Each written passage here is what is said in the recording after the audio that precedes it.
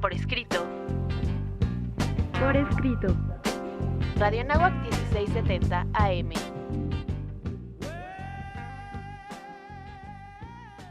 Bienvenidos a Por Escrito, un programa más. Bienvenidos, el día de hoy nos acompaña. ¿Qué tal? Muy bienvenidos, mi nombre es Cecilia Durán Mena. ¿Cómo están? Los saluda con mucho gusto, soy Raúl Sanz. Un servidor, Juan Carlos Padilla, nuestras redes sociales. Por supuesto, ya saben, síganos a través de todas nuestras redes sociales. Estamos en Facebook, Por Escrito MX, Instagram, @revista Por Escrito, Twitter, @Por Escrito _. También nos puede escuchar a través de Spotify. Por supuesto, estamos en Radio Anáhuac, en nuestro canal de YouTube. Y los invitamos a que cada miércoles, a través de Código Libre, nos vea y nos escuche con una emisión nueva a las 9 de la noche. Síganos, por favor. Estamos un poquito empantanados en una guerra de trincheras. Dice Eric Hobsbawm que el siglo XX es el siglo corto. Vamos a averiguar por qué en nuestros pretextos literarios.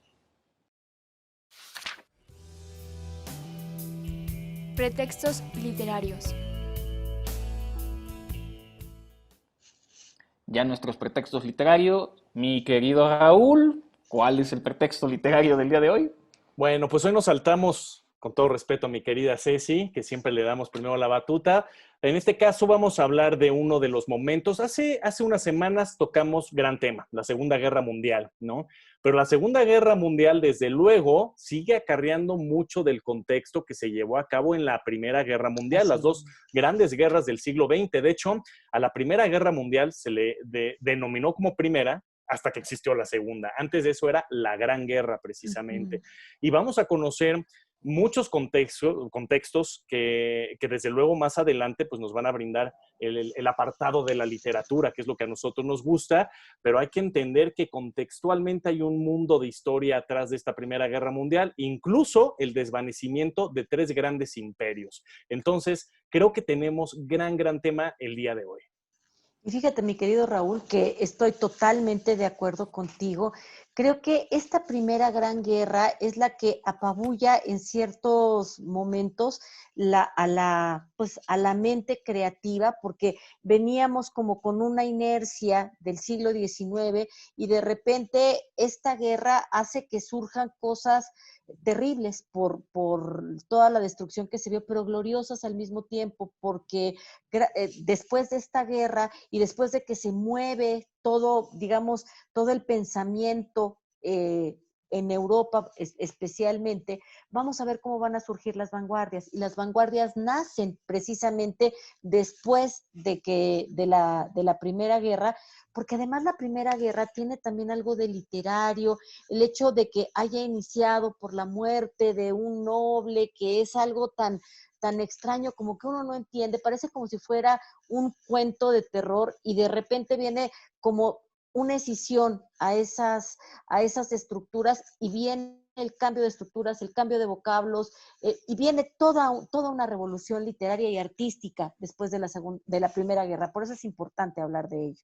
En cuanto a medios de comunicación, ya existe el telégrafo, ya tenemos los avances de la radio, aunque todavía no se da el primer fenómeno de masas, pero estamos en un cambio de siglo muy importante en el que yo creo que el mismo ser humano se sentía muy superior a sí mismo en años anteriores. Yo creo que se vive quizá con demasiada euforia, y aquí quiero hacer alusión precisamente en este entramado de guerras y vanguardias a los futuristas italianos, por ejemplo, de los que ya hemos platicado en otra ocasión. Y también se está tejiendo algo que a mí me gusta mucho en clase, que no es mío, es de Bauman, la diferencia entre nacionalismo y patriotismo. Y creo que esto es relevante por cómo se da el origen y el inicio de el pretexto, digamos, para la Primera Guerra Mundial, que es finalmente la muerte de un príncipe en un territorio extraño. Y digo territorio extraño porque el día de hoy todavía sigue habiendo divisiones nacionalistas en esta región de los Balcanes. Es distinguir a serbios, de herzegovitas, de bosnios. El lugar donde matan al príncipe es Sarajevo, y Sarajevo ya se declaró país independiente, aunque los países alrededor no han avalado esa independencia como país.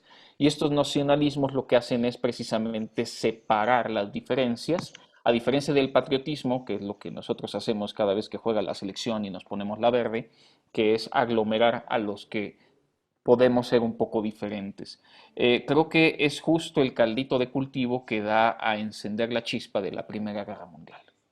Sí, exacto. Ya nos haces una buena división ahí del nacionalismo, del verdadero patriotismo. Y está el patriotero también por ahí, ¿verdad? Pero no nos vamos a meter en eso ahorita. Eh, ¿Por qué es tan interesante el tema de la literatura sobre la Primera Guerra Mundial? Hace también algunos programas hablábamos del existencialismo, ¿no? Que precisamente abordaba los temas que parecían muy utópicos en su momento y cuando te confrontas con la guerra, que es la parte aplicativa, esta Primera Guerra Mundial, pues todo quedó muy abstracto, ¿no? Ya a la hora de llevarlo a cabo. Por el otro lado, la literatura que vamos a tener en la Primera Guerra Mundial va a tener algunas subdivisiones, porque mucha de la literatura va a ser obviamente posguerra. Personas que a lo mejor no necesariamente estuvieron inmersos o fueron partícipes de la guerra y que van a contar desde su perspectiva, incluso desde, como dicen, los toros se ven mejor desde la barrera, ¿no? Desde su perspectiva fuera de la guerra. Pero vamos a tener mucha literatura de personajes, de soldados que estuvieron en las trincheras en su momento y mientras estaban sufriendo todas las atrocidades de esta guerra, iban relatando. Entonces nos vamos a encontrar con muchísimos diarios, con muchísimas anécdotas de personas de lo que estaba ocurriendo en la realidad. Se puede decir hasta cierto punto que la literatura de la Primera Guerra Mundial es triste, es bastante dolorosa por todas estas experiencias de los protagonistas que estuvieron ahí. Incluso por ahí también lo comentaremos en su momento en este programa, algunas personas como soldados, ¿no? Historias de soldados que tenían su versión, obviamente, desde las trincheras y cuando regresan finalmente a casa, sus familiares, amigos, conocidos que no estuvieron en la guerra, pues tienen una percepción completamente distinta de lo que era la guerra. Entonces, son los ojos siempre de los que están adentro y de los que están afuera lo que enriquece la literatura que se ha llevado también a la pantalla grande, al séptimo arte, que tenemos grandes directores, grandes historias que se cuentan tanto en los textos literarios como en los guiones cinematográficos. Y fíjate, Raúl, yo retomo esto de cómo muchos escritores sí fueron a la trinchera, a diferencia de lo que ha sucedido en guerras posteriores, pero en este caso, además había un gran compromiso político y pues, una gran afiliación de muchos extranjeros para ir a luchar a favor de alguna bandera. Pienso, por ejemplo, en Hemingway, que él fue a luchar no tanto porque le tocara, sino porque quería. Y Orwell, que de repente, pues a lo mejor él estaba en Londres, pero él quiso vivirlo en primera persona. Y bueno, no mi amadísimo Wittgenstein estuvo también en la Primera Guerra directamente en la trinchera y eso fue lo que lo volvió loco en términos de tener que estar reportando tanta tristeza, tanta destrucción, y fue lo que al final lo lleva a reflexionar en torno a cuáles son las fronteras del hombre.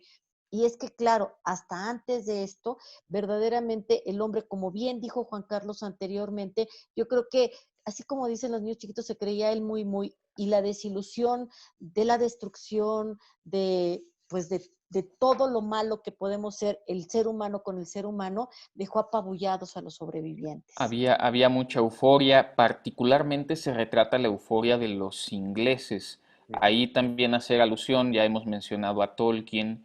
Hay una película que se estrenó, si no mal recuerdo, el año pasado, donde se retrata bastante bien esta época y cómo sus amigos de la universidad pues querían ir. Y es un poco la historia de él y de los amigos. Él finalmente sobrevive y también entender que esta situación de la guerra y todos los demonios que va a despertar van a permitirle también a grandes autores, eh, digamos, extender con la imaginación o buscar vías de escape o retratar. Por ahí también tenemos un autor que ensalza la guerra como algo positivo, que hay historiadores que lo afirman también, y nos dan un contexto y nos dan unas historias y nos dan muchísimo pretexto literario para poder hablar. Pero de momento vamos a tener que ir a lo desconocido, que también tenemos una historia muy interesante, y continuamos con el programa. Autor desconocido.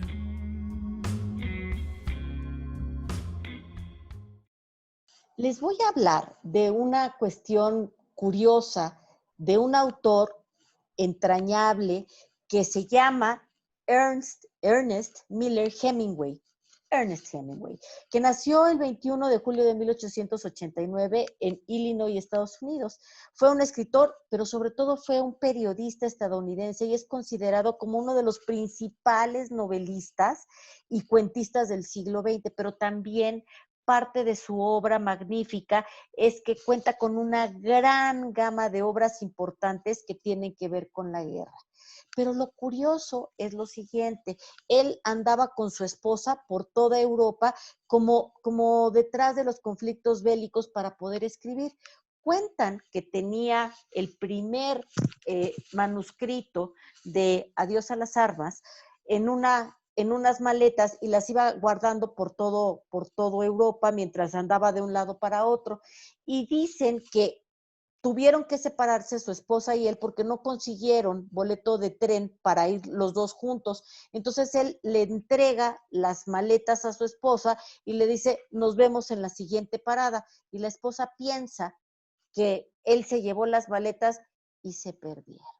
Y entonces nunca supimos, nunca sabremos cuáles fueron todas esas notas que se quedaron, si alguien las encontró, si están en la basura, si se fueron quién sabe qué habrá pasado con todo eso, pero Hemingway lo que decía es, a partir de ahora ya sé que yo tengo que tener lo que escribo, sacarlo rápido, porque uno nunca sabe. Y nunca más volvió hacia atrás, nunca más se lamentó, nunca más se peleó con su esposa por haber perdido las maletas. La esposa, por supuesto, nunca se hizo cargo. Ella decía que tú no me las dejaste a mí, lo que pasa es que tú no te las llevaste. Pero ¿qué habrá perdido la humanidad cuando se perdieron esas maletas? Conversaciones.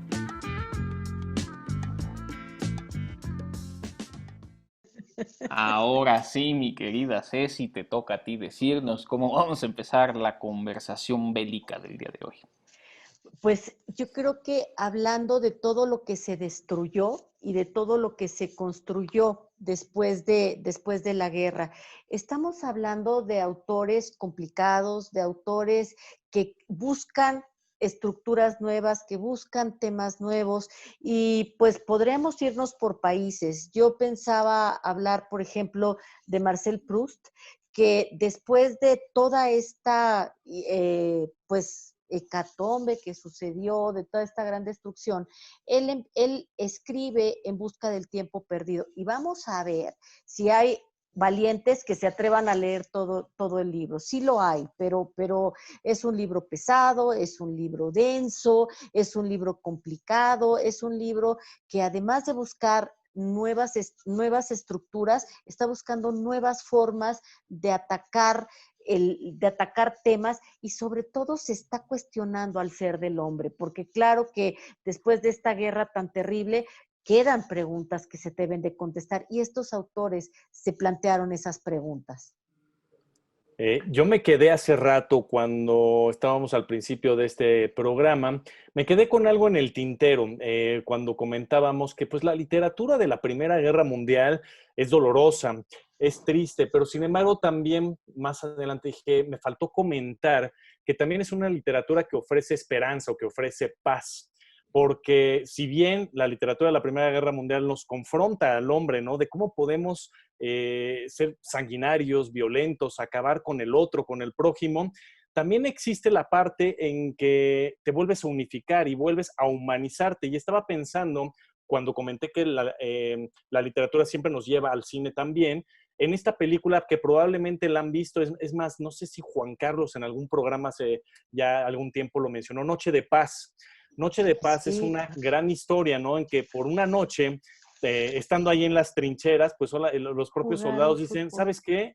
hoy no va a haber guerra, hoy no nos vamos a ofender, incluso vamos a convivir, vamos a jugar un partido de fútbol, de toda la batalla que sigue en otros lugares y nos siguen cayendo los bombazos, se defendían entre ellos, aún estando en bandos enemigos, y bueno, lamentablemente cuando acaba precisamente esta noche, pues los oficiales al mando los mandan a vivir su peor infierno, pero por una noche volvieron a encontrar esa esperanza, incluso dentro de la misma guerra, bandos enemigos. Entonces, pues ese era un comentario que me había quedado por ahí.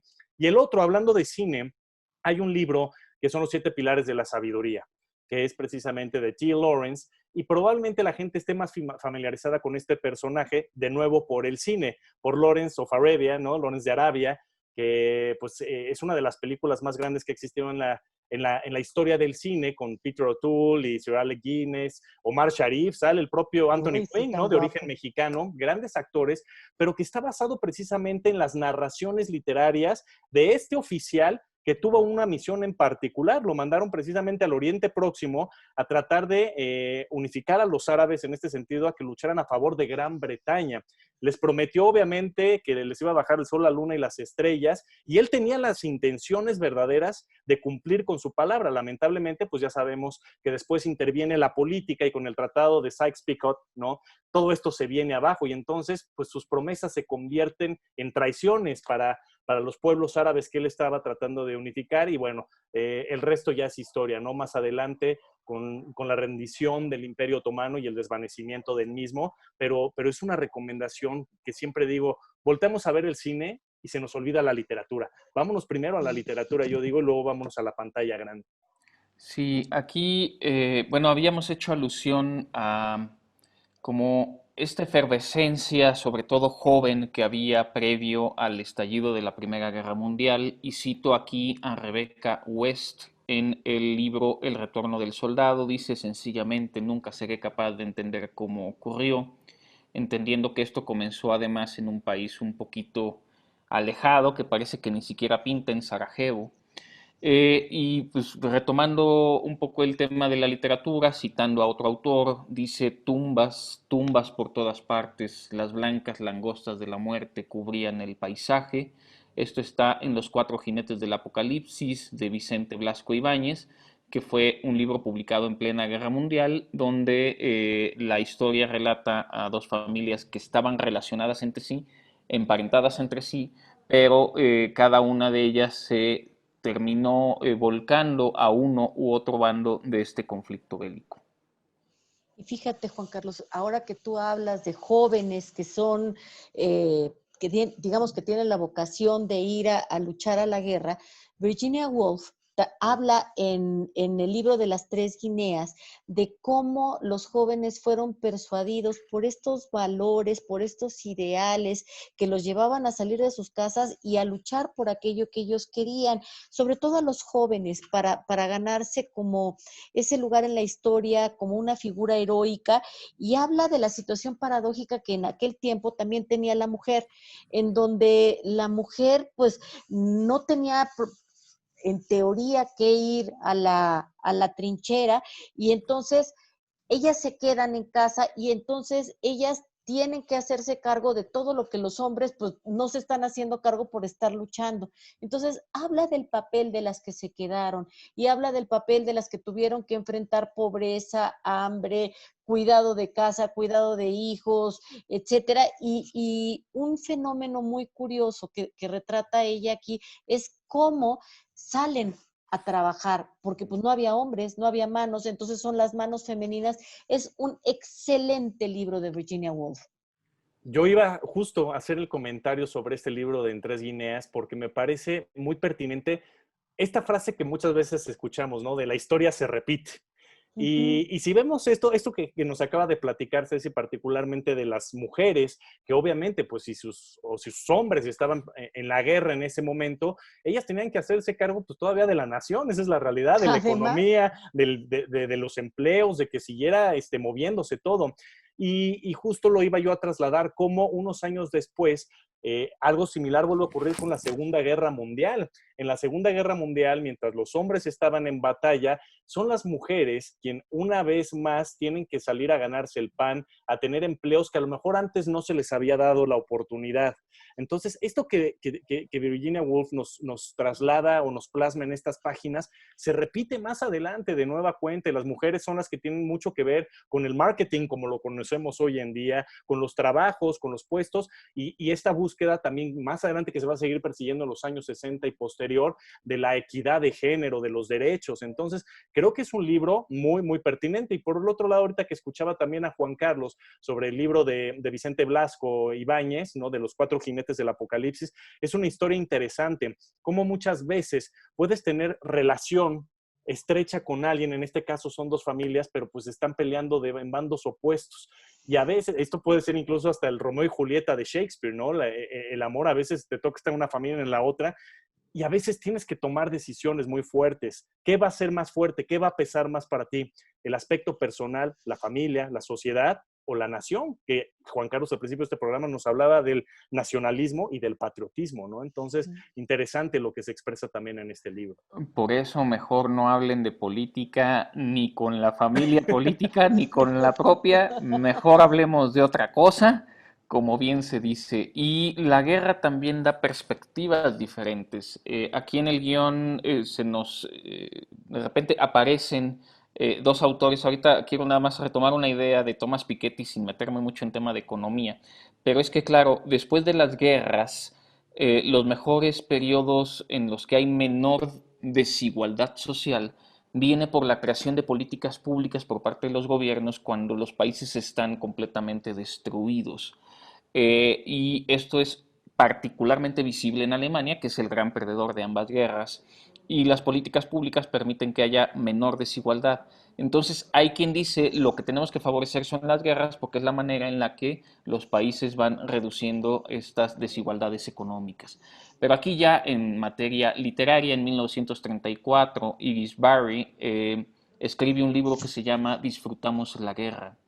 Y eso es muy, muy extraño. Y también Tempestades de acero de Ernst Junger, que es un relato autobiográfico donde hace un elogio contundente a la guerra, porque incluso habla de un sentimiento lúdico de la guerra y de todo lo positivo que esto puede traer.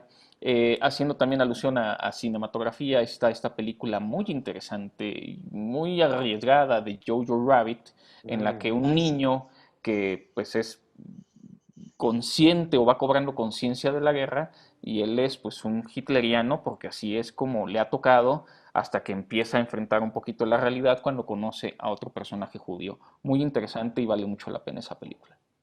Y fíjate que a mí algo que me gustaría, en donde me gustaría detenerme también, es en la pluma de Azorín. Azorín, siendo un español con una pluma magnífica, él se convierte en algo que se pone de moda en esos años, que es como corresponsal de guerra, y él va a París. Y entonces él está narrando para el periódico ABC, bueno, no narrando, está escribiendo para el periódico ABC todo lo que está sucediendo en París y hay algo que a mí me llama mucho la atención, porque él habla de los cepelines, de estos que ahora vemos en el americano volando y que nos parecen así como figuras muy, muy antiguas. Bueno, él lo ve como el invento maravilloso. Claro, de ahí soltaban bombas. Entonces, me da mucha ternura porque él, eso que ve como el invento mayor, pareciera como que es muy, muy lejano, y apenas hace 100 años estaba sucediendo eso en París. Sí, bueno, las guerras, eso es algo que nos brinda, ¿no? Dentro de todo lo negativo, muchos inventos también surgen en las guerras. Entonces, a eso, pues hay que darle también el crédito o nombrarlo, por lo menos. Yo previamente en este programa hacía mención de que dentro de la literatura de la Primera Guerra Mundial, mucha de ella tiene que ver con los protagonistas, con aquellos que estuvieron en las trincheras. Así es que me parece muy oportuno nombrar en este caso a Gabriel Chevalier con este libro del miedo, ¿no? Que lo escribió precisamente cuando estaba dentro de las trincheras. De hecho, se dice que es pues un libro escalofriante por todo lo que está contando anecdóticamente en ese preciso momento de lo que observaba, de lo que escuchaba, la muerte a su alrededor. Ustedes se pueden imaginar a qué olía el lugar por las descripciones que él te puede hacer, ¿no? Entonces, incluso me gustaría leer brevemente este fragmento que viene escrito, que dice: 20 millones, todos de buena fe, todos de acuerdo con Dios y su príncipe, 20 millones de imbéciles como yo, o más bien no, porque yo nunca creí en ese deber. Ya a los 19 años pensaba que no había ninguna grandeza en hundir un arma en el vientre de un hombre, en regocijarme con su muerte. Me parece durísimo, crudísimo, y sobre todo lo que más puedo rescatar de lo que está escribiendo él es que él, estando presente, siendo un protagonista y defendiendo a su país, no podía dejar de pensar en la estupidez y la imbecilidad que es la guerra, tal cual. Me parece que eso es lo que consigue la Primera Guerra Mundial. De repente, de toda esta efervescencia de jóvenes, cuando regresan los sobrevivientes, se dan cuenta de que esto es un horror, y lo que es más horroroso es que hay una Segunda Guerra donde quizá algunos de ellos también tuvieron que participar. Voy a hacer ahorita mención, antes de darle un dulcecito, creo, a Raúl, de algunos autores que además estuvieron en la trinchera. Ya hemos mencionado, porque además nos gusta mucho Tolkien, pero tenemos a Jaroslav Hasek, a Apollinaire, a Ernst Junger, que también estuvo en trinchera, Luis Ferdinand Céline y Stefan Zweig. Serían algunos de los autores que estuvieron en la trinchera. Y creo que tener de primera mano, aunque sean ficciones lo que terminan narrando, también nos permite, eh, digamos, leer plumas más encarnadas, más vividas, más horrorizadas por lo que ocurrió. Y es que la guerra también da héroes de leyenda. Y aquí quiero hacer alusión al Barón Rojo. Ay, sí. Porque además tengo por ahí, y este libro sí se lo voy a prestar con B de vuelta, Raúl. Se llama El Barón Rojo, no recuerdo el nombre del autor, evidentemente no es él, pero me parece que derriba, y es un diario de combate del Barón Rojo. Serán de 14 a 18 enemigos, tampoco es demasiado, pero justo me hizo recordar, Ceci, con el tema del Zeppelin, cómo a principios de la década de los años 10 del siglo pasado, el desarrollo de la aviación se da para ver quién vuela más alto, para ver quién vuela más rápido, para ver quién vuela más tiempo sin combustible, y empieza también, es una descripción un poco más tardía, los vuelos de noche. Entonces, las medallas y lo que representó para el ejército alemán un personaje como el Barón Rojo es un personaje de leyenda, que en efecto todo parece indicar que es relativamente cierto aquello de que cuando fue derribado, incluso al cuerpo se le rindió honor a pesar de ser un enemigo. Y eso también es muy interesante dentro de la guerra, y en la alusión de la película esta de Noche de Paz, creo que es ese respeto al enemigo, lo que en la Primera Guerra Mundial todavía no se perdía. Ya en la Segunda me parece que eso se vuelve otra cosa. Y fíjate, también tenemos, bueno, en novelas magníficas. Habría que recomendar leer Por quién doblan las campanas, porque leer a Hemingway es leer a un hombre que tuvo compromiso ideológico, que estuvo cerca de la guerra, que fue a buscar los espacios para narrar desde el conocimiento, desde la trinchera. Y hay que leer Por quién doblan las campanas, porque es verdaderamente sobrecogedor ese libro. Y la pluma de Hemingway, con todo lo que nos narra y todo lo que nos deja de narrar, muy interesante ese ejercicio. Por un lado, cerrar un poco el comentario que hacía Juan Carlos de los héroes, ¿no? De estos héroes de leyenda que también surgen y que se les otorga un respeto. Y sí, yo creo que el Barón Rojo, en este caso que ya platicaba Juan Carlos, abre las puertas para muchos héroes más con la tecnología, que es lo que les decía hace rato, ¿no? La guerra se presta a veces también para detonar la tecnología. En este caso, pues el avión, y no puedo dejar de pensar también en este momento con lo que nos platicaba Juan Carlos, en Charles Lindbergh, ¿no? Otro de los grandes héroes, que es el primero en cruzar el Atlántico. Imagínense en un avioncito por primera vez, ¿quién se atrevería, no? Entonces, requieres de personajes valientes, requieres de personajes muy valientes. Por el otro lado, también me quedé hace rato con el concepto de la unión, ¿no? De las dos guerras, de la primera, y que bien decía Juan Carlos, a pesar de los horrores, a pesar de las descripciones en toda la literatura de la Primera Guerra Mundial, es increíble que se haya vuelto a caer, no muchos años después, en 1939, en una Segunda Guerra Mundial todavía más catastrófica que la primera.